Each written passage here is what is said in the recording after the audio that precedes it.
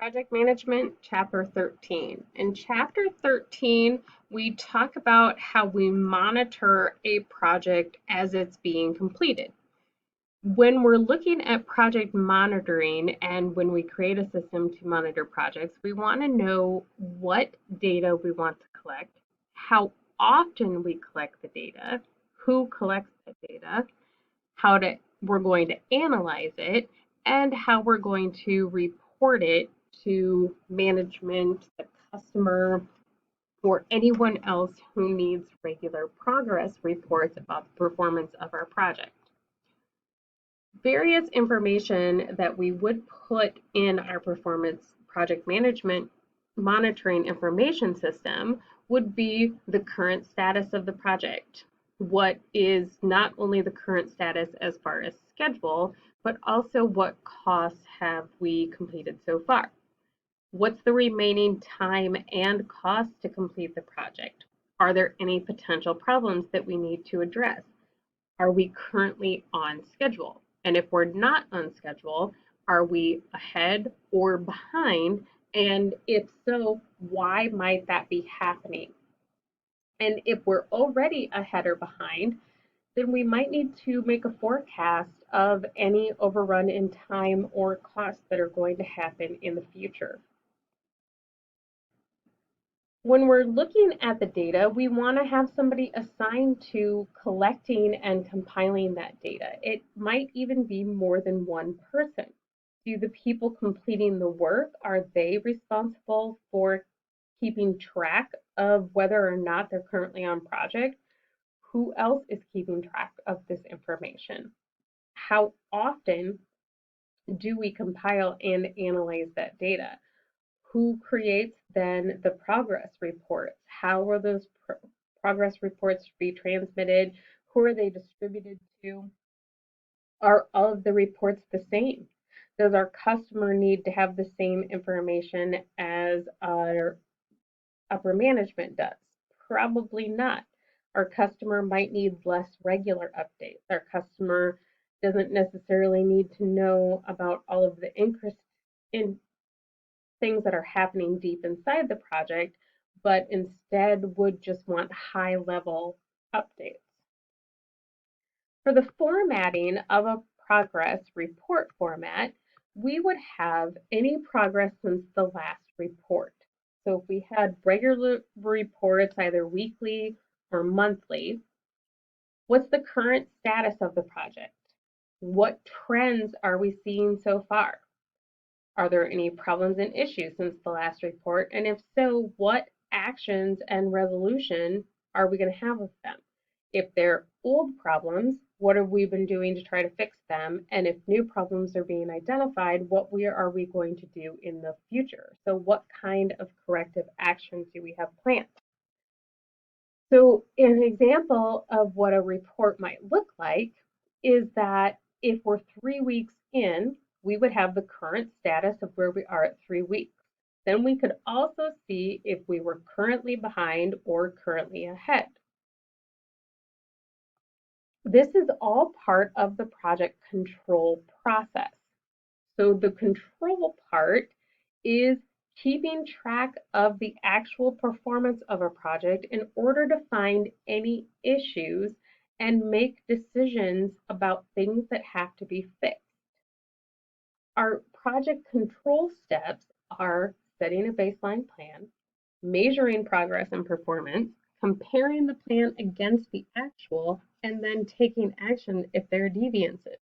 We've already set the baseline plan in earlier chapters. The baseline plan is all of the things as part of our project document, from our work breakdown structure, database and time sequence data, our network scheduling, our resource scheduling decisions. So everything we've been doing in all the previous chapters is part of step one in creating our project plan. If we have a good baseline plan, then we can just measure our current progress and performance against that current plan. When we look at where we are going to compare that actual information against where we planned to be with the project plan. And then if we need to, we're going to take action. There are various tools for monitoring time performance. We're going to look at those in the next couple of slides. First, we can use a Gantt chart. So we have our baseline Gantt charts that we would have created as part of the creation of our project plan and our resource scheduling. Then we can see that we have the actual completed components and the time of completion. As of today, we're on time period 6 of this project in the second Gantt chart. And we've already completed A, B, and C, and we're partially through D and E. It looks like we project an overrun on D versus what we originally had planned in the baseline Gantt. We can also look at a project control chart. So where are we today? Are we behind schedule or ahead of schedule? So we see that at the beginning of the project, we were running a little bit behind schedule. But as of reporting period 4, this could have been day 4, week 4, month 4, then we started becoming ahead of schedule. And as of today, we are currently ahead of schedule. So those are different ways to look at time monitoring. We also want to look at cost monitoring. So time is our baseline plan, the time phase of our baseline plan. The first thing that we do is we want to look at any failure of our monitoring system to connect the actual performance of its schedule and forecast budget. So when we're looking at what are our variances, so we don't want to create a system that only looks at cost variances associated with falling behind. We also want to make sure that we're looking at cost problems with progression, be the head of schedule. The main value that we look at when we're looking at cost and scheduling systems is our earned value cost. So the earned value is a percent completion value. So where are we in our current percent completion and what is the current value of that? So the earned value system starts with those time-phased costs that provided our project baseline. The baseline is just our planned budgeted value of work that was scheduled for the original project.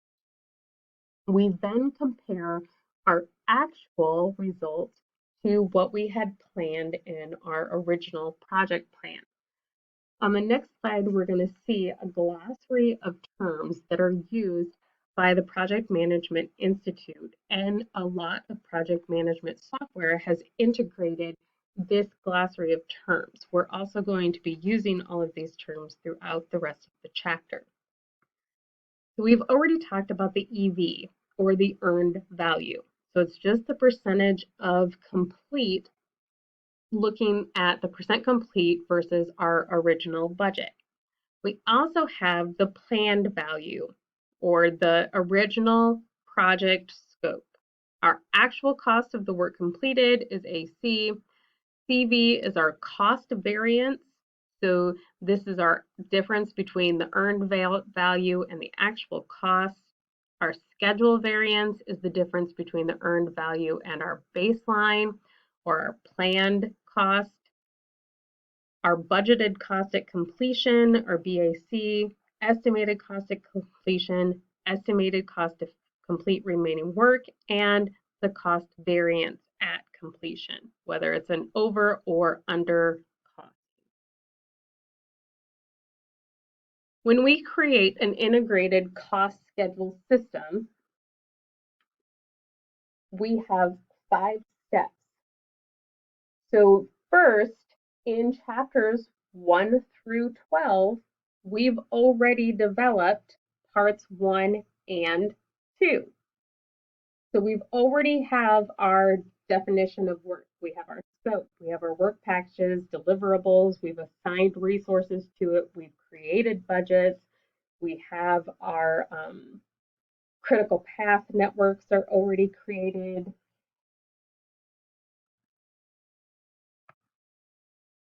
And so now we're going to start evaluating.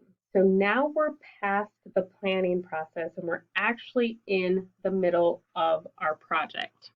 We're looking at our actual versus our baseline. So what is in our database as part of the work package and our project plan versus what are we controlling now? So how are we managing the way this project is going? How are we doing on our time projections, on our cost projections, and what are our deliverables and the organization of this project? Are we meeting all of the planned goals for this project? So we want to make sure that we develop project baselines. So if we're placing costs in our baseline information, we put them in as they're expected to be. So remember, when we're making a budget, we want to create a budget under normal circumstances.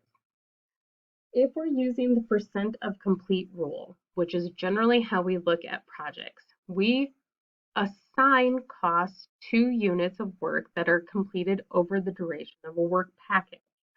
So if we have a work package and we have a network and we think back at our Gantt chart where we had A, B, C, and D. Say if we said A was to take 4 periods, then each one of those 4 periods should accumulate 25% of the budgeted cost because the total cost is going to run over 4 periods. So that's some of that percent of complete rule. We also have our baseline. So what is the purpose of our baseline? So the purpose of our baseline is to give us a point for measuring performance. It gives us that key that we can measure our actual against. It's the basis for our cash flows and for awarding progress payments. So if we're paying people throughout the work, we would use those percentage of completion rates in order to pay any contractors we have working for us. Our time phase budgets are our cost accounts that are associated with our work packages. So if you remember back in chapter 8, when we were looking at the actual work packages, we were looking at putting cost accounts with each one of those different work packages or deliverables along our project timeline. So what costs are included on our baseline?